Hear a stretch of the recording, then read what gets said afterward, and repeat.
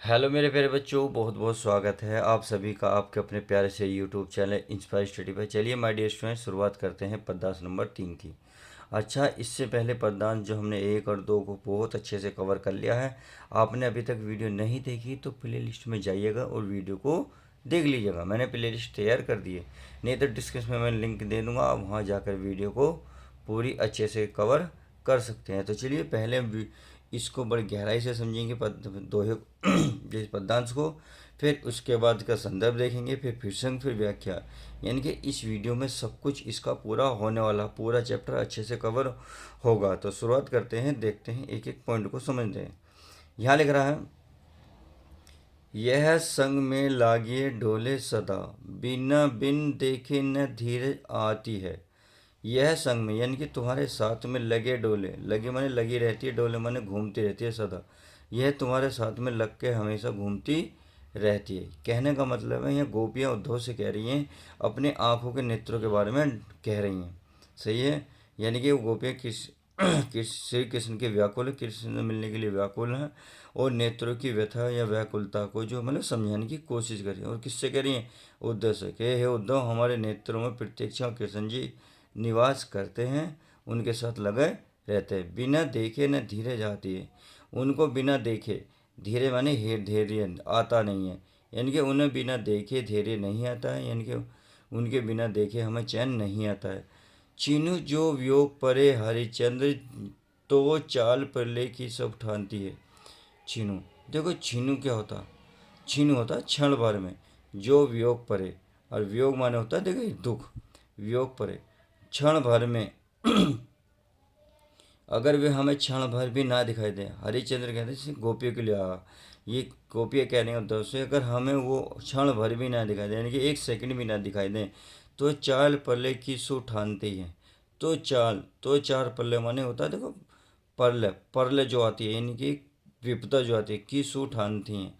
तो ये आंखें विपदा यानी कि परले की ओर चलना शुरू कर देती हैं, यानी कि अपनी चाल से चलना शुरू कर देते हैं। सु ठानती है मतलब अपनी ठान लेती हैं, किसकी ओर? पल्ले की ओर चलना शुरू कर देती हैं, या पल्ले की ओर ठान लेती हैं जाने की ओर।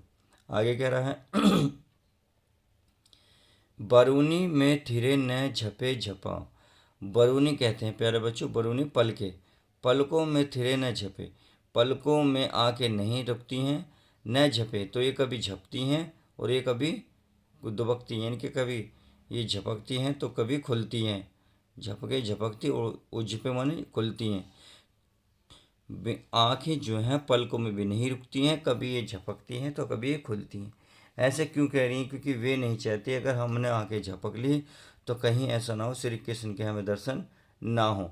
तो वही कह रहे हैं कि हमें कभी तो खुलती हैं कभी झपकती हैं, आँखें भी पलकों में नहीं रहना चाहती। पल में न समायु जानती, पल में न समायु जानती, यानी कि पल में, पल माने पलकों में भी नहीं समाई जानती, समय नहीं समा रही हैं। आगे देखते हैं, प्रिय प्यारे तेहरे निहार बिन।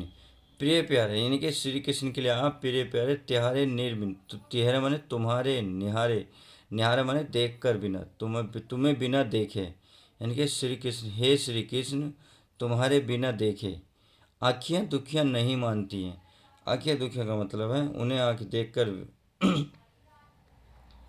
आँख में कह रही हैं, तुम श्री कृष्ण से कहना, इनके हे प्यारे तुम श्री कृष्ण तेहरे निहारे बिन, तुम्हारे निहारे के बिना, इनके तुम्हारे देखे बिना आँखियाँ दुखी नहीं मानती, जो आँखें मेरी दुखियाँ वे नहीं मानती हैं। तो इस प्रकार से हमने इसकी पूरी व्याख्या कर ली। तो चलिए संदर्भ, प्रसंग और व्याख्या देख लेते हैं। तो आपका क्या कहना है? संदर्भ। देखिए संदर्भ मैंने जो पिछली वीडियो में कवर करा था वही रहेगा। चाहो तो देखो मैं बता सकता हूँ, यहाँ यहाँ लिखना है, प्रस्तुत पद्यांश हमारी पाठ्य पुस्तक हिंदी के काव्य खंड में संकलित संकलित किससे? प्रेम माधुरी से लिया गया है, जिसके रचयिता भारतेंदु हरिचंद हैं। तो आप ये लिख सकते हैं, नहीं तो मैंने पिछली वीडियो में सब कुछ बता दिया है। अब प्रसंग में लिखना है, प्रस्तुत पद्यांश में कवि ने किसी वियोग के कारण गोपियों के नेत्रों की दयनीय अवस्था का चित्रण क्या है। अब व्याख्या देख लेते हैं।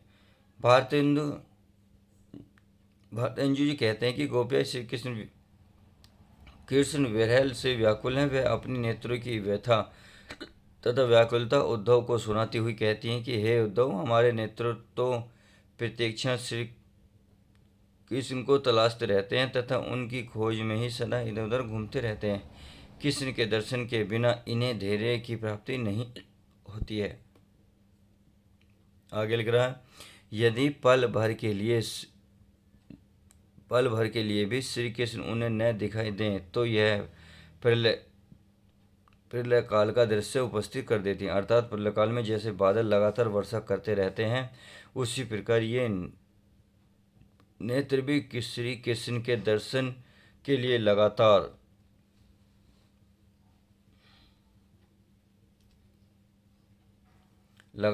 आंसुओं की वर्षा करते रहते हैं। ये आंखें भी क्षण भर के लिए पलकों में बंद रहना नहीं चाहती। कभी झपकती हैं तो कभी तो तुरंत खुल जाती हैं कि कहीं ऐसा न हो श्री कृष्ण आए और उनके दर्शन न कर पाएं। गोपियाँ उद्धव को अपनी आंखों की पीड़ा बताते हुए आगे कहती हैं कि हे उद्धव, तुम श्री कृष्ण से ये कहना कि तुम्हें देखे बिना विरहिणी गोपियों की आंखें मानती ही नहीं है। तो इस प्रकार से हमने इस पूरी तरह से व्याख्या कर ली है। यदि आपको वीडियो पसंद आती है तो प्लीज़ वीडियो को लाइक करें और दोस्तों में ज़्यादा से ज़्यादा शेयर करें। चलिए मिलते हैं किसी और नेक्स्ट वीडियो के साथ।